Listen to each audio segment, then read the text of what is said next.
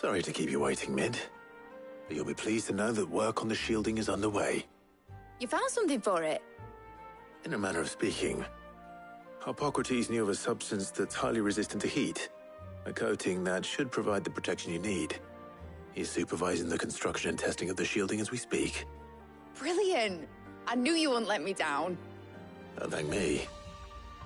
I'm just the errand boy. Right then, better start working out how to bolt all these bits together. To the Black Hammer!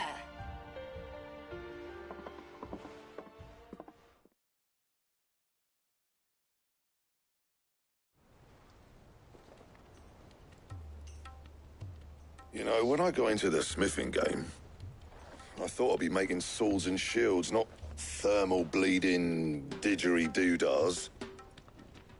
Displacement stacks. Same difference. Whatever you call it, I ain't putting it together in here. It's cramped enough as it is. Let's take this outside. Mid, you get all the parts lined up on the deck. I'll take care of the rest. On my way! Oh, and bring me the biggest hammer you can find. This is gonna require some precision walloping.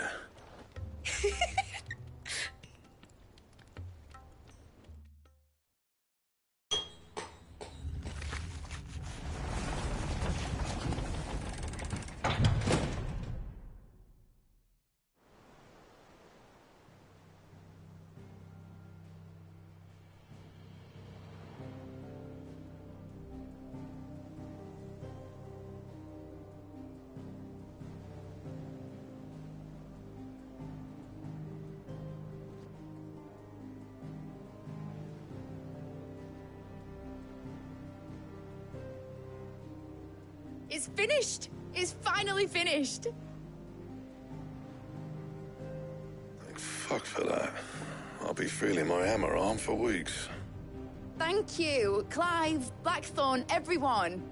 That's one down and just 3 more to go. I'm sorry. Oh, didn't I tell you? The Enterprise has 4 mithril engines, and we'll be needing a displacement stack for each.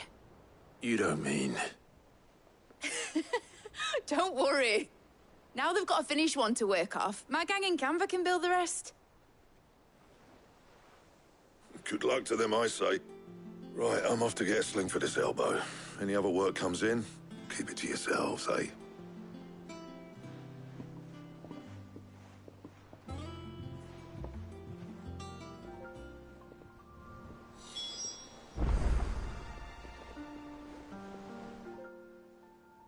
What's the matter?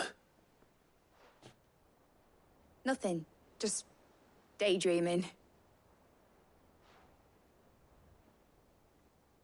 Thinking about the Enterprise sailing off over the horizon to shores unknown, searching for a land untouched by the Blight, just like me and my dad planned.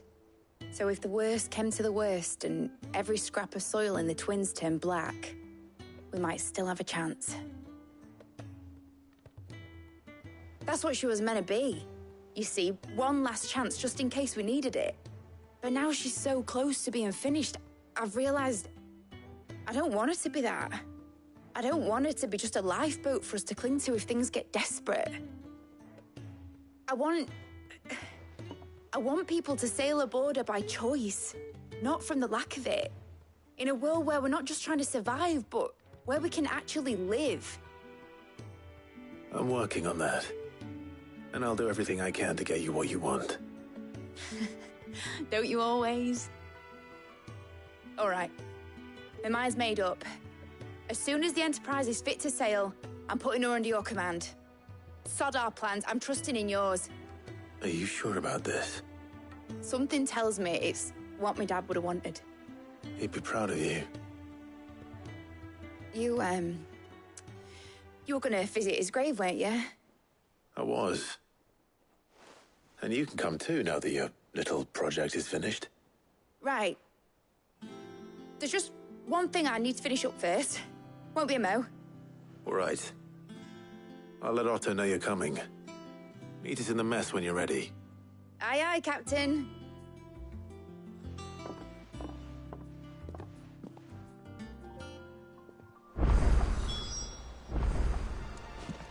Mid told me she was building a ship.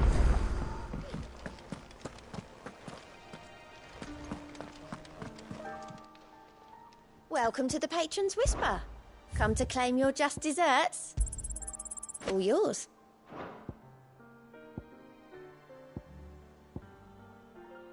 All done? How may I help you today, Clive? Come again. I may have more for you.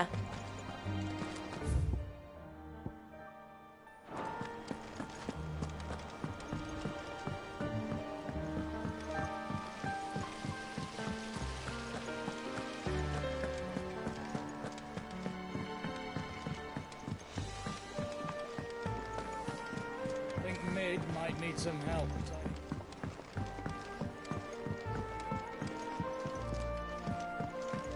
Well. Here, Sid.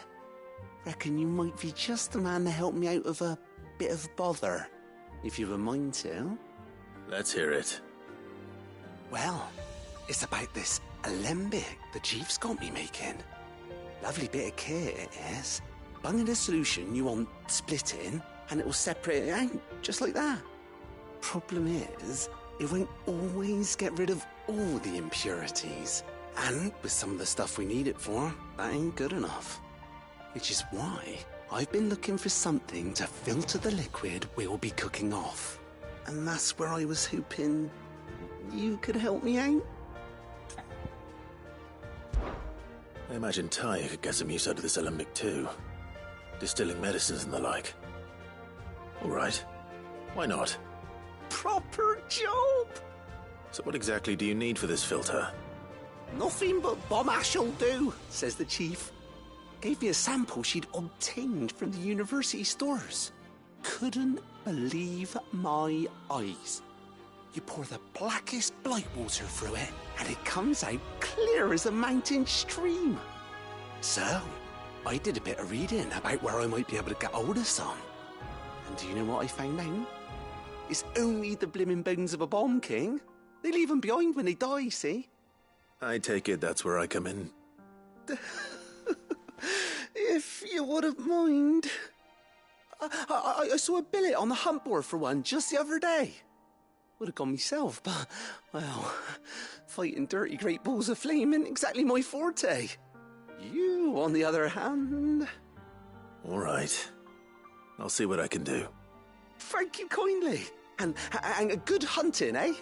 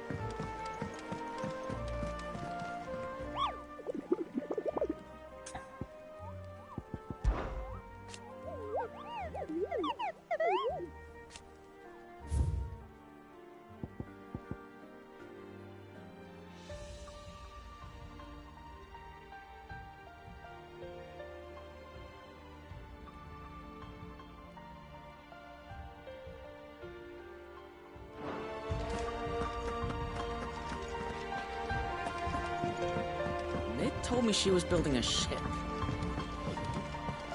Is that the thing Toes helped?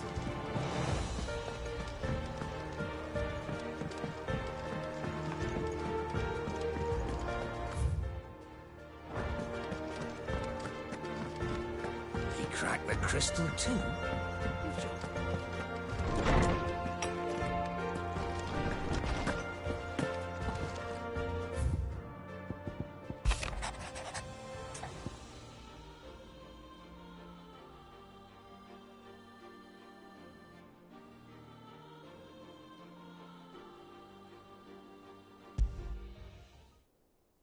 Trouble with the ledgers. Shouldn't he be asking Otto for help?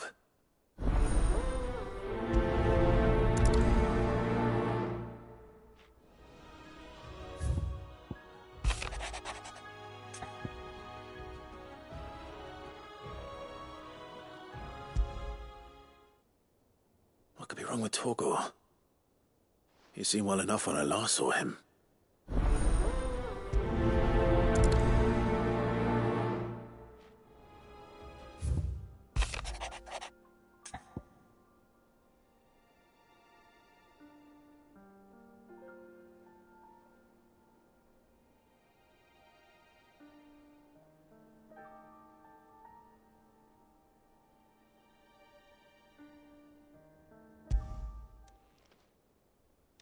Hopefully it's nothing. But I should speak to Blackthorn just in case.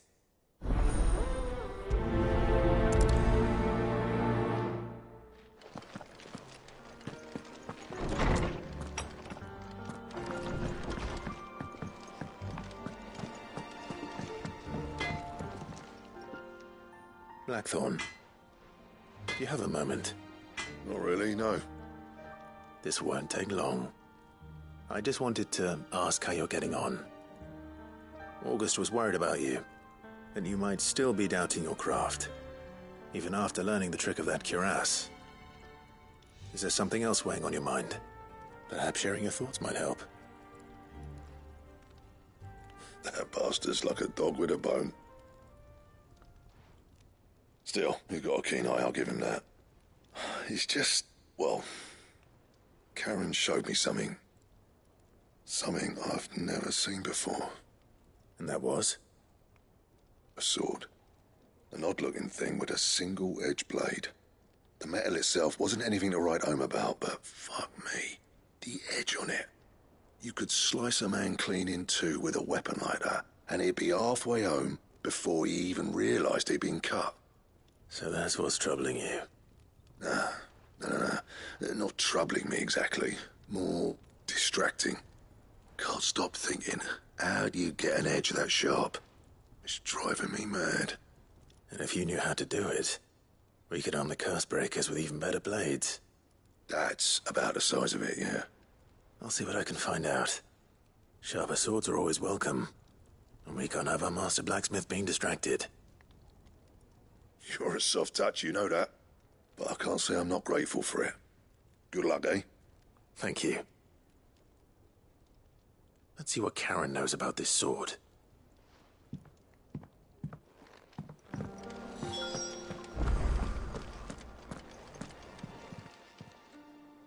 I got your note. You think something's wrong with Torgor? So you can read. Congratulations. But I didn't say how we're wrong with him. I said something weren't right. He's not been eating me treats. He used to love cracking the bones from Molly's boiled brown, but now he won't so much as look at them. Didn't like him. Which is why I'm of the mind that his mind's on something else. You've not been working him too hard, have you? No harder than usual. Is that it, boy? Do you need a rest? What was it you said he was? A frost wolf? That's what the lawsman seems to think. Then maybe this all has something to do with whatever it is that's woken inside him. I suppose things have been different since Rosalith. Perhaps Hippocrates knows something. Instead of everything, you mean? Perhaps. You're looking well, Karen. What do you want? Out with it. I want to know about the sword you showed Blackthorn. Single-edged and extremely sharp. Running around after him again, are you? I suppose I am, yes. But I need to help him find out how to work an edge like that. It's driving him to distraction. Little wonder, I suppose. There's not many like that make it as far as the twins, and those that do go straight into private collections. Which made it nice and easy finding a buyer.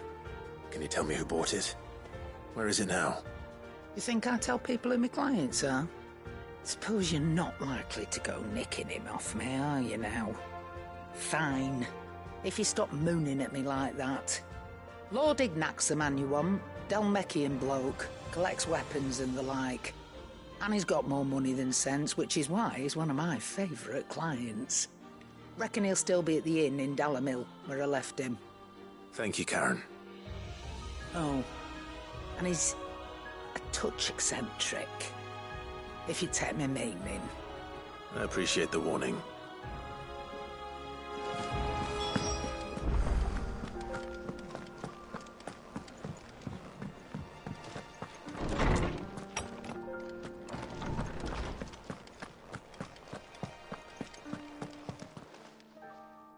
Lawsman, I need to ask you about Torgal. Something's not right with him. He isn't ill, is he? I don't think so. But according to Lady Karen, he seems to have lost his appetite, which is certainly a new development.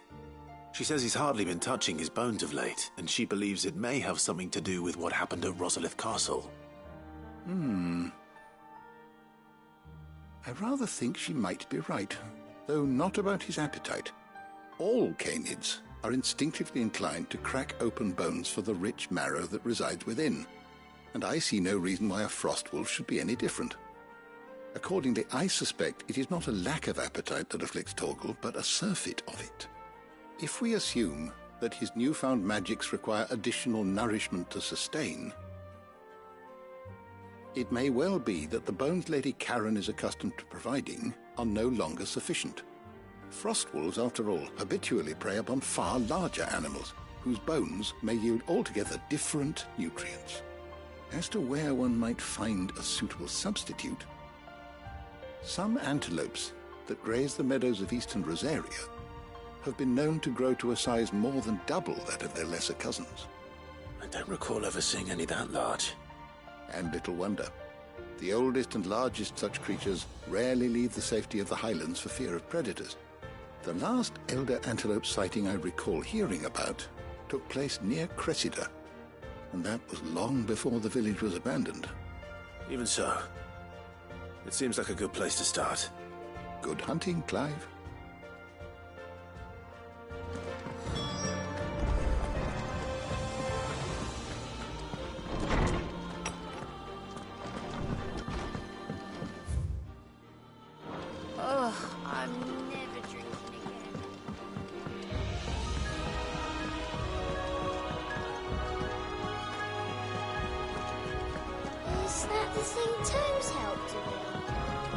Told me she was building a ship.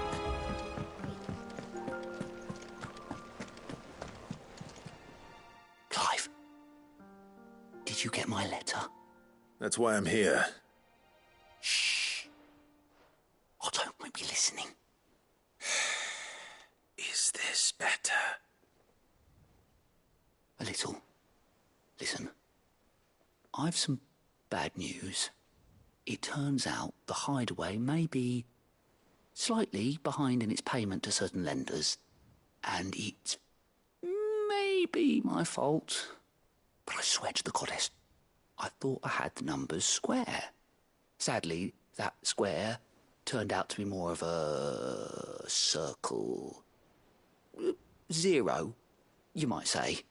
I can straighten it out, I swear, but it's going to take some time, and I'm going to need help keeping it from Otto. Bit late for that, I'd say. There you are! What a surprise!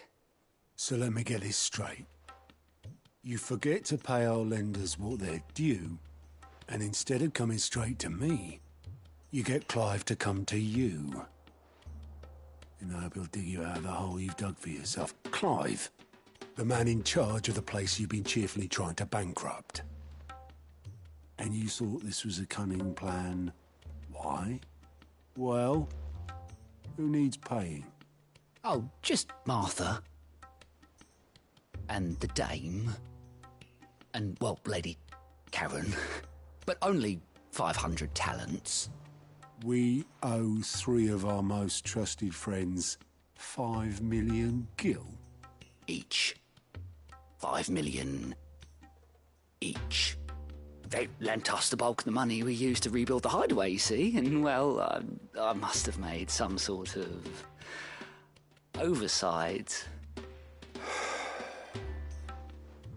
Those ledgers were my responsibility, and it was my decision to entrust them to you. This is my fault. Do we have that much to hand? I can always ask my uncle. No, we don't. And no, you won't. We've lightened Lord Rosfield's purse enough. After the king's ransom we had off him, he deserves better than to see our begging bowl. Besides, we'll need to learn to stand on our own if we're gonna make this work. All right. But that doesn't mean you have to shoulder the burden yourself. Is there anything I can do to help? There might be. How'd you fancy taking these to Martha and the dame? Rocks. Rocks, he says. Worth 1,000 talents apiece, these are. A little something Sid and I set aside for when times got lean. And I reckon 15 million in overdue debt probably qualifies. I just hope our associates' eyes are a bit more discerning than yours. I'm sure there will be. Should be me making the rounds, really. But you know how it is with this place. Orders to bark, arses to wipe and all that. I know. Which is why I don't mind going in your place. Go. Do you know why I only gave Master Clive here 2 star rubies?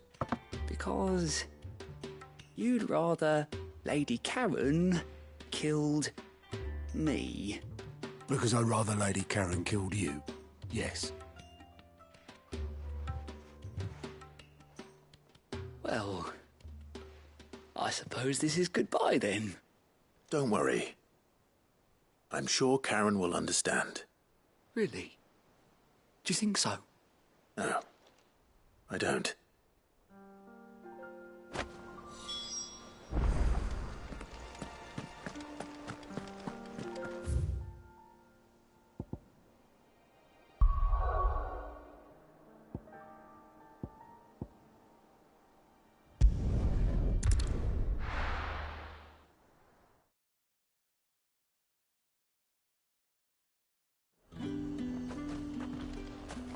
There's talk that the Glassgate flood has finally spread.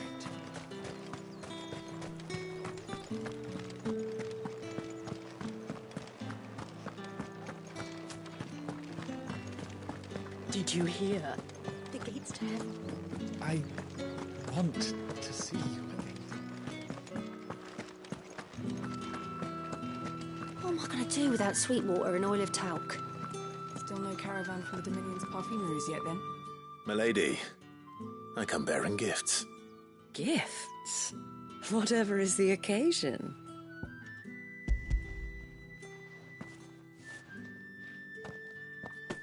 Oh my. Clive, you really have outdone yourself. Otto asked me to give it to you. To settle the Hideaway's debt with the Veil. And to compensate you for the time it took us to do so. You disappoint me, Clive. I thought you might finally be warming to me. Tell Otto he can keep his baubles. I tried to tell him as much the first time around. The man owes me nothing, nor does the Hideaway. My contribution to the restoration effort was made freely and willingly. It was the least I could do. You once told me Sid did you a kindness. I'd like to do the same. Please, accept it. For my sake. And for Otto's. For all of us. For all you've done. It is rather fetching, isn't it? Very well. Otto is lucky to have you, Clive. I doubt anything could ever replace his son. But you and the others at the Hideaway are the closest thing he has to family. Otto had a son. Long ago, yes. Sid told me Otto lost him when he was just a boy, and blamed himself for not being able to stop it. I don't know how it happened, whether there was anything he could have done, but it was clear that it weighed heavily on him. I didn't know. How could you have? I doubt anyone did. Besides Sid, I've never met a man more keen to bear his sorrows in stoic silence. An ill habit, given that both have always been surrounded by friends desperate to help them. I'm beginning to see that.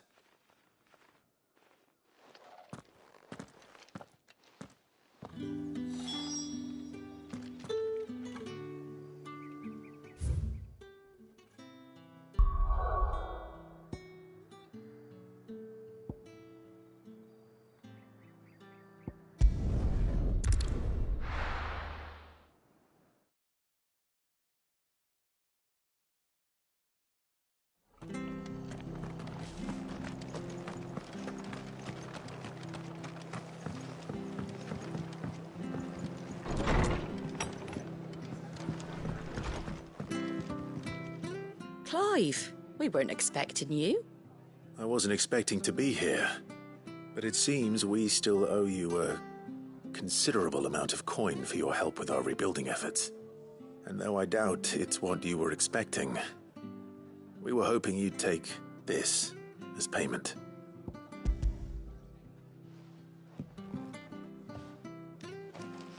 A star ruby? I can't accept this. It's worth at least twice what you owe me.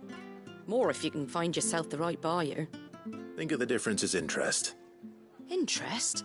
If word got out I charged that much, no one would ever borrow from me again. Anyway, why are you the one here asking me about this? I'd have expected Otto. Bit much sending the Lord Marquis out to settle your debts, isn't it? The old goat working himself to death again? Something like that. Most days I think he's the only reason the hideaway's still standing.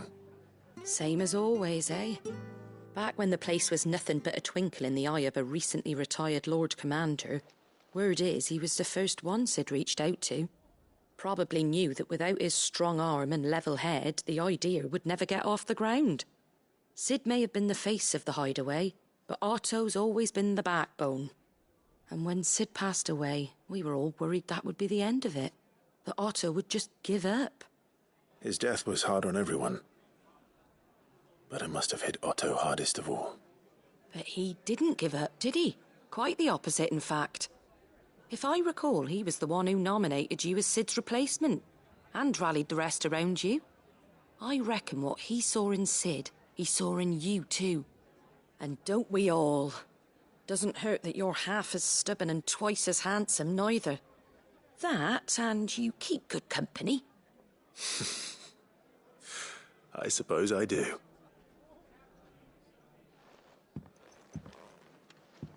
Goat will want to know the stones were delivered, if he's still with us.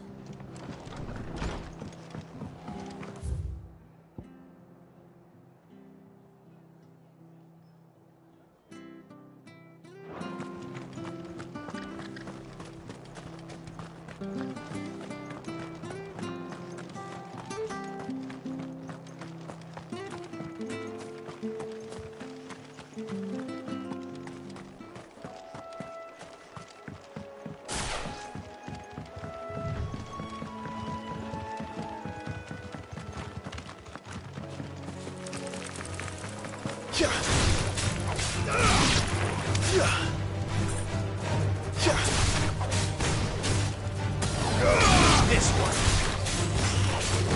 It's okay.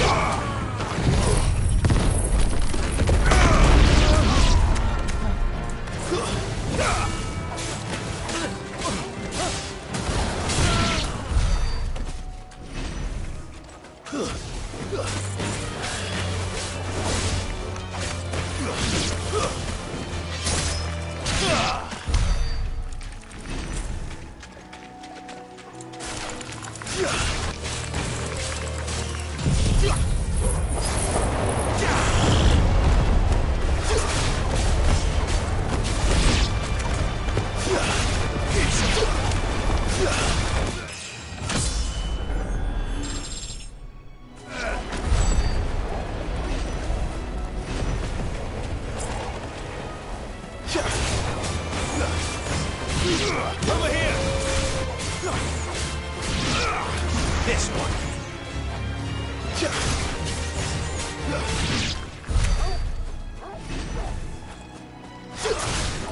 All right. Sickle!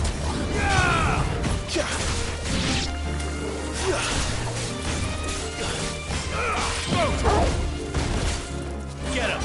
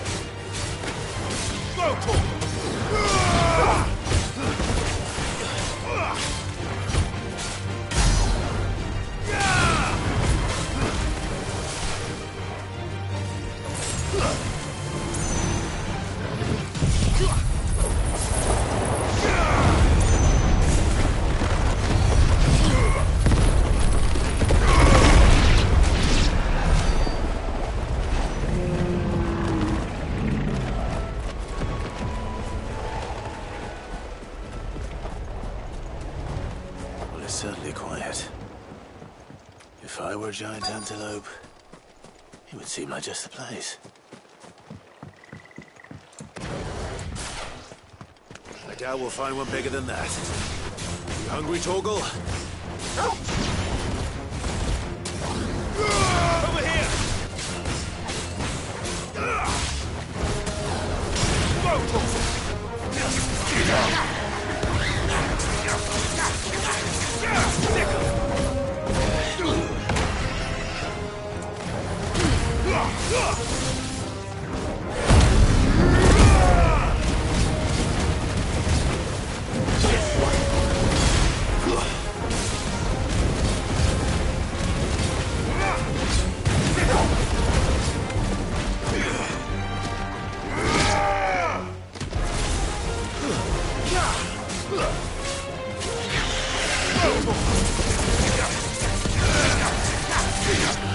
This one.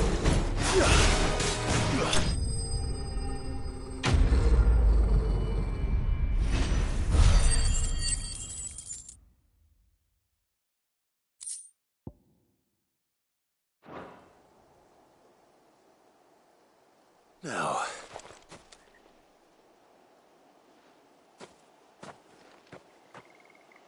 will it be enough, I wonder?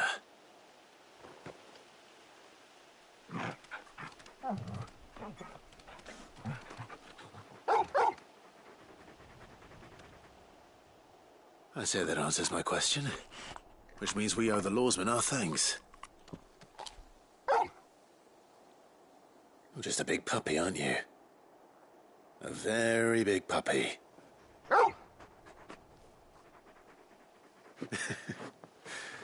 You do know you can take that with you, Torgal. Lady Karen will be relieved to hear you've got your appetite back. Come on, boy.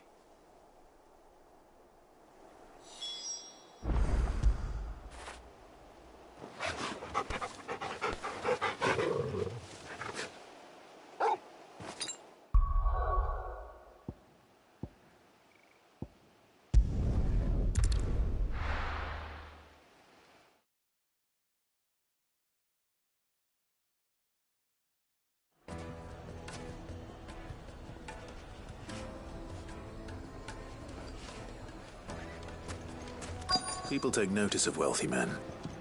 Shouldn't be too hard to track down Karen's collector. St. Drake's Fang is gone. The whole Mother Crystal gone. Back again, are you? Any more trouble and you'll be barred for life, however deep your friends' pockets might be. Yeah. You. Listen. I've got this theory. Welcome. If you're hoping for a bed, I'm afraid you'll have to look elsewhere. One of our wealthier patrons has purchased the use of it. My reputation will be ruined! Ruined! Calm yourself, Lord Ignac, I beg of you, before you do yourself a mischief. Pardon the intrusion, but... Out! Get out! I paid for these rooms so I wouldn't be disturbed. Leave me be! Please, allow me to apologize. His lordship is going through a difficult time, and he's never been fond of guests arriving unannounced. Radim! Get rid of the filthy oaf this instant! Very good, Lord Ignac. Would you mind stepping outside for a moment?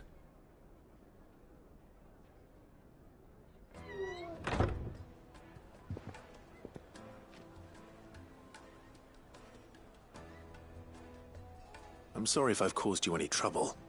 That? Oh, no. That's just how his lordship is. Though the morning's events have left him somewhat fractious. He has been dispossessed of his luggage, you see. The thieves also made away with a considerable amount of coin. Coin the innkeeper will soon be keen to collect. I don't suppose a certain blade was among the stolen items. A single-edged sword. It was purchased from a merchant friend of mine. Ah, you know Lady Karen. Yes, I'm afraid it was. Then I'll retrieve Lord Ignac's luggage. But I have one condition. You have but to state it. You are welcome to anything that is within my power to grant. I want an audience with Lord Ignac. A few minutes should be enough. Then I'll be on my way. A condition I would be a fool to refuse. Of course, you shall have your audience. I don't suppose you saw where the thieves went? I did not, no. Though some discreet inquiries made on his lordship's behalf mean that I know where you might find them. The bandit's bed. Every ill-gotten coin in Dalamel is said to pass through that disreputable corner of the Valcroy. And that's where I'm heading. I shall speak to Lord Ignac in your absence, and arrange for an audience upon your triumphant return. That will be very kind of you. Farewell, and best of luck.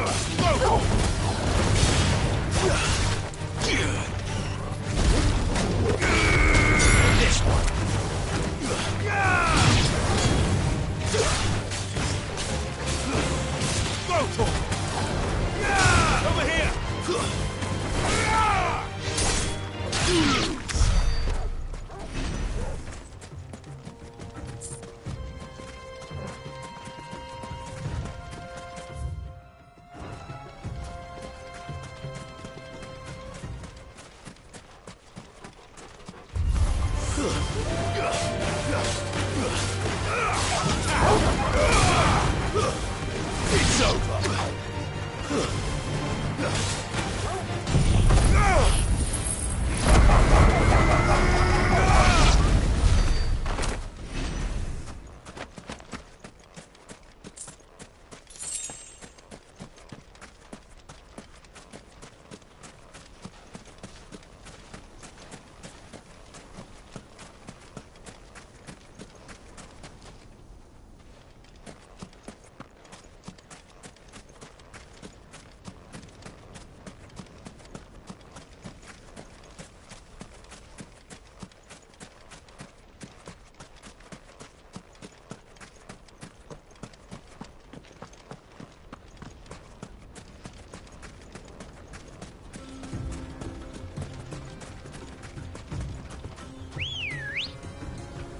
Good girl.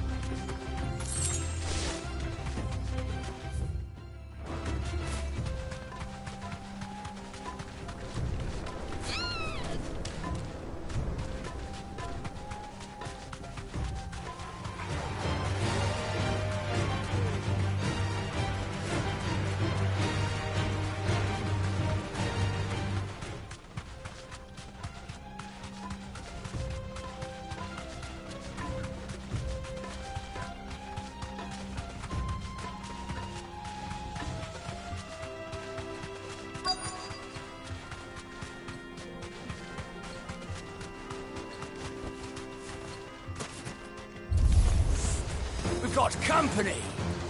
Come on, lads, let's tear the bastard's head off!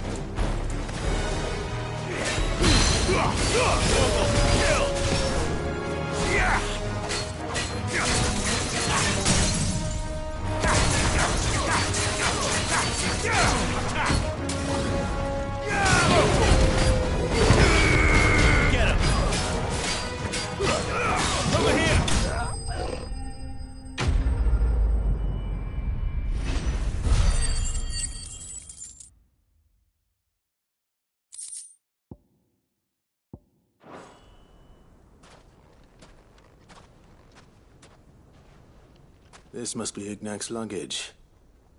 Nothing seems to be damaged. All right. Let's get it back to Dalamel.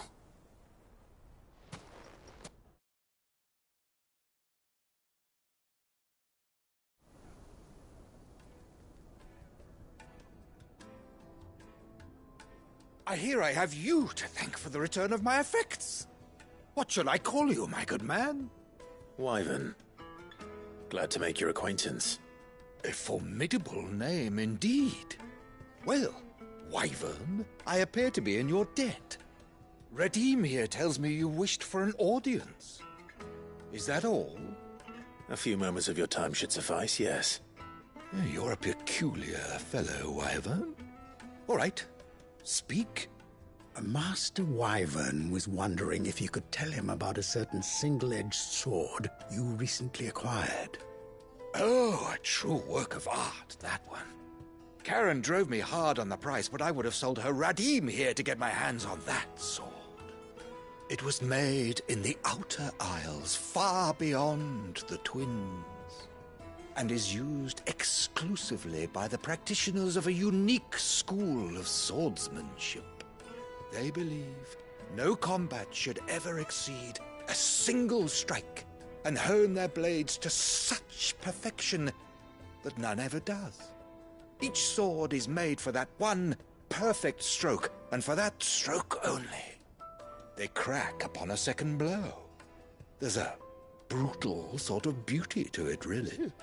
But how do they hone such an edge? Fine question. Why, they use a whetstone, of course. Whetstones, rather. A whole array of them, ranging from the coarse to the fine. 10,000 licks with the sharpening stone, then 10,000 more. But it is the final stone which lends the blade its legendary sharpness.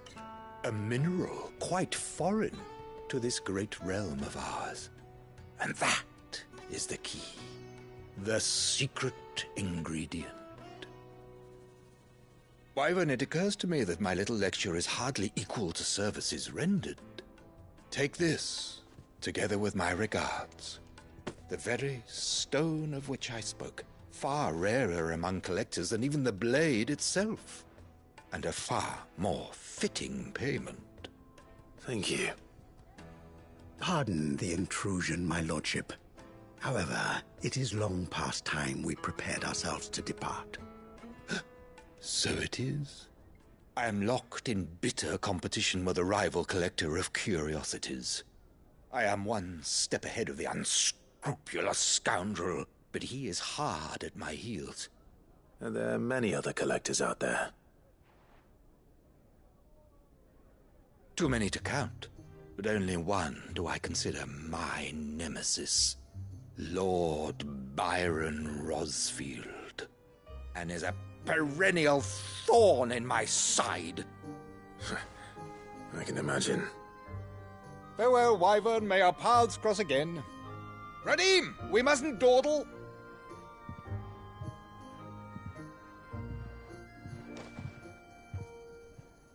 I think his lordship is rather taken with you, Master Wyvern. Thank you again for your assistance. Coming, my lordship. I'll be right there.